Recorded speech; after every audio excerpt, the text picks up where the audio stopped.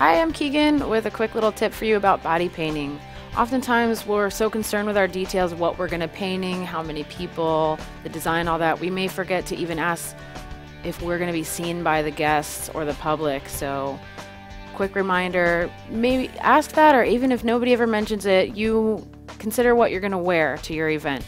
Personally, I have tattoos on my arms. So almost always if I'm working, I've got 3/4 sleeves or longer. You're pretty much always good with basic black pants, shirts. I would not recommend shorts unless they've specifically told you that. Same thing for men and women.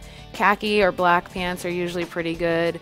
If you're worried about color, what I'll do a lot is I may dress in all black, but bring 1 or 2 aprons with me. If I'm at an event and it's all about color and I'm dressed in black, I may stand out even more. So, dress all in black is okay.